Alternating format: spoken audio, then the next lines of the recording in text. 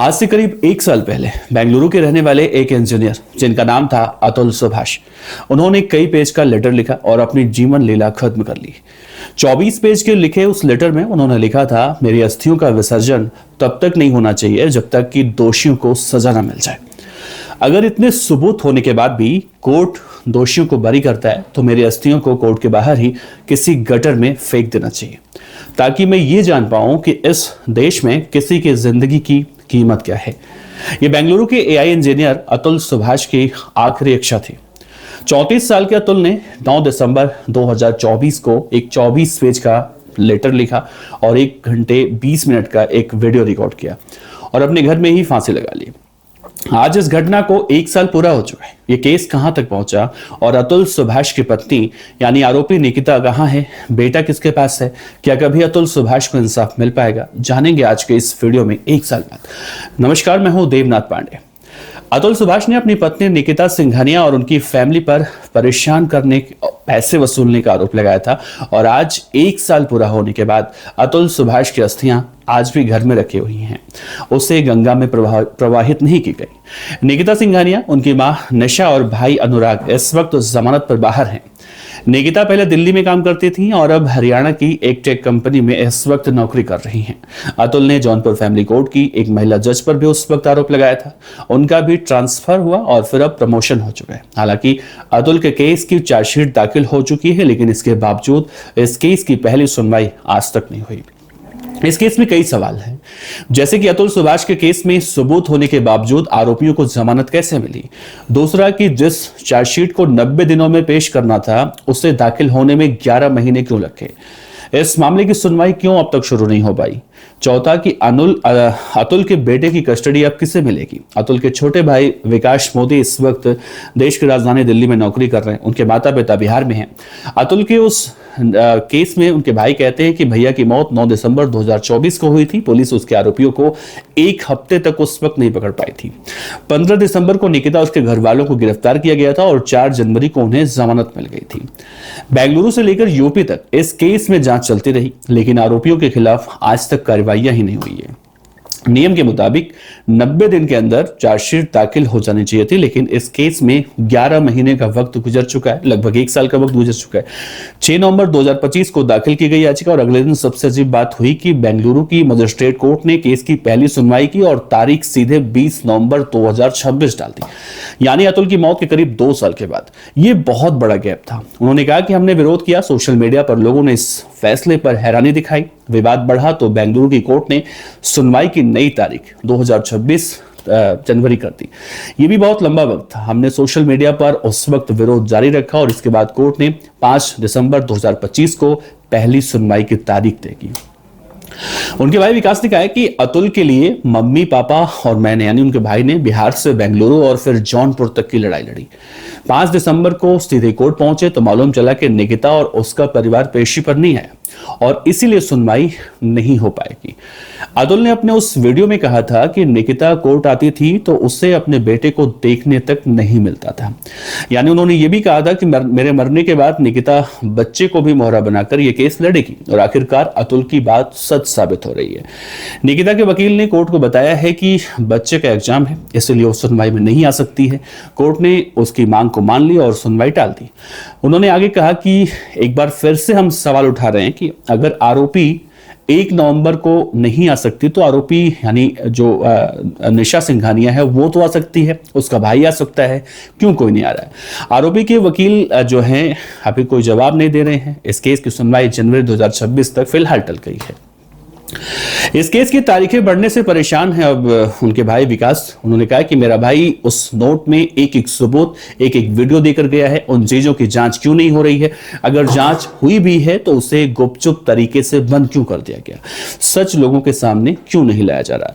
उन्होंने आगे भी कहा है कि लोग ये भी जानते हैं कि अतुल सुभाष ने उतना बड़ा कदम उठाने से पहले कहीं ना कहीं जिस तरह से वीडियो बनाया था और जो कहा था, उनके कहे हिसाब से अस्थियां आज भी घर के मंदिर में रखी गई है। 1 साल से इंसाफ का इंतजार पूरा परिवार कर रहा है।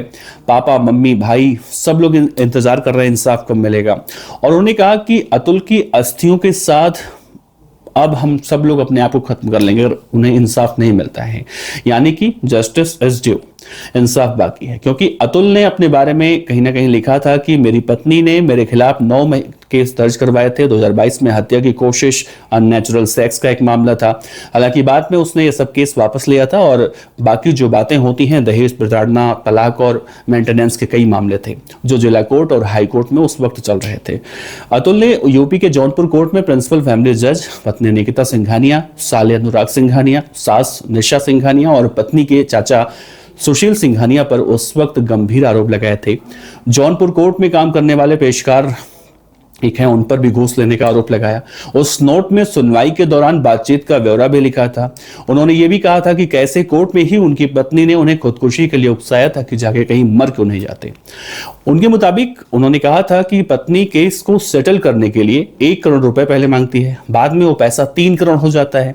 और 3 करोड़ की डिमांड के बाद जब उन्होंने जौनपुर की फैमिली कोर्ट के जज को बताया था तो उन्होंने भी पत्नी का साथ दिया। उन्होंने कहा कि जज को बताया कि एनसीआरबी की रिपोर्ट बताती है कि देश में बहुत सारे पुरुष झूठे केस की वजह से आत्महत्या कर रहे हैं। तो पत्नी और के बीच में उन्होंने कहा कि तुम आत्महत्या क्यों नहीं कर लेते। इस बात पर वहां बैठी जज भी हंसी थी और कहा था कि ये केस झूठे होते हैं, तुम परिवार के बारे में सोचो और केस को सेटल करो। मैं केस सेटल करने के 5 लाख रुपए अलग से लूंगी, ऐसा उन्होंने आरोप लगाया था। उनकी मौत के बाद बेंगलुरु की मराठा हल्ली पुलिस इस केस की जांच कर रही थी। पुलिस ने अतुल के घर से suicide note, laptop, mobile phone और कुछ अन्य दस्तावेज बरामद किए थे और इन्हीं के आधार पर निकिता समेत उनकी मां, भाई से पूछताछ भी हुई थी। जांच के दौरान करीब 3 हफ्ते तक निकिता और उनका परिवार बेंगलुरु पुलिस की कस्टडी में था। 4 जनवरी 2025 को सभी आरोपियों को जमानत मिली। निकिता ने जौनपुर फैमिली कोर्ट में अतुल के खिलाफ 9 केस दर्ज करवाए थे। इनमें हत्या की कोशिश, दहेज प्रताड़ना, घरेलू हिंसा, मानसिक प्रताड़ना और अवैध संबंधों जैसे कई आरोप लगाए थे।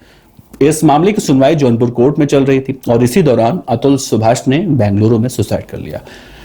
इस केस पर बात करने के लिए निकिता से भी बहुत सारी कोशिशें की गई, लेकिन निकिता इस वक्त किसी से बात नहीं कर रही हैं। और इस मामले में जो निकिता के पुराने वकील थे, यानी जब इस केस की शुरुआत हुई थी उस शुरुआती दौर में जितने वकील इस केस को लड़ रहे थे, यानी निकिता के जो वकील थे, वो भी अब हट चुके हैं और अब निकिता ने इस मामले में दिल्ली के एक वकील को हायर कर लिया है। अब देखिए, अतुल के मामले में जौनपुर की फैमिली जो कोर्ट के प्रिंसिपल थी और उनके पेशकार थे, उनके ऊपर भी कई सारे आरोप लगाए गए थे। अब इस मामले में देखा जाए तो सब कुछ सेटल है। यानी अतुल सुभाष ने 24 पेज 1 घंटा 20 मिनट के उस वीडियो में जितनी बातें कही थी, जितने लोगों पर उन्होंने आरोप लगाए थे, आज सब लोग बाहर हैं, किसी के खिलाफ कोई कार्रवाई नहीं हुई, ऐसा अतुल सुभाष के भाई विकास मोदी कह रहे हैं। यानी अगले महीने नए साल में 2026 में इस केस की सुनवाई है। इस महीने जो सुनवाई थी, यानी इस पूरे मामले की सुनवाई जो 1 साल के आसपास रखी गई थी घटना के गुजर जाने के बाद, उस सुनवाई में अतुल सुभाष की पत्नी, साला या फिर उनकी सास या फिर उनके चाचा कोई भी नहीं शामिल होता है और ये कहा जाता है कि बच्चे का एग्जाम है और फिर सुनवाई अगले तारीख के लिए टाल दी जाती है और ये पूरा मामला अब कहीं ना कहीं और लंबा खिंचता हुआ दिखाई दे रहा है। ऐसे में एक बड़ा सवाल है कि उनकी पत्नी निकिता सिंघानिया इस वक्त हरियाणा की कंपनी में नौकरी कर रही हैं। उनकी माँ, उनका भाई, सब लोग बाहर हैं। चाचा सुशील सिंघानिया भी इस वक्त बाहर हैं, उन्हें भी कोई दिक्कत नहीं है। हालांकि इस पूरे मामले में अगर एक चीज देखा जाए तो वो पूरा बेबस है, फंसा हुआ है। ना तो वो सो पा रहे हैं, ना तो चैन से जाग पा रहे हैं। वो हैं अतुल सुभाष के माँ बाप, उनका भाई। क्योंकि अस्थियां किसी भी हिंदू रीति रिवाज में देखा जाए, अगर कोई भी इस दुनिया में नहीं रहता है तो उसकी अस्थियों को 13 से 15 दिन के अंदर विसर्जन करने के बाद उनका अंतिम संस्कार वगैरह किया जाता है।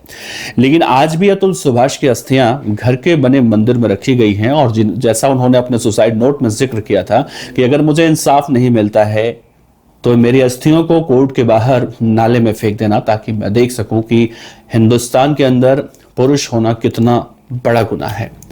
फिलहाल इस पूरे मामले में जनवरी में अगली सुनवाई है और इस सुनवाई में देखना होगा कि अतुल सुभाष की पत्नी निकिता सिंघानिया, निशा सिंघानिया या सुशील सिंघानिया या फिर उनका भाई इस पूरी सुनवाई में शामिल होते हैं या फिर ये केस अगली तारीख के लिए ट्रांसफर कर दी जाती है।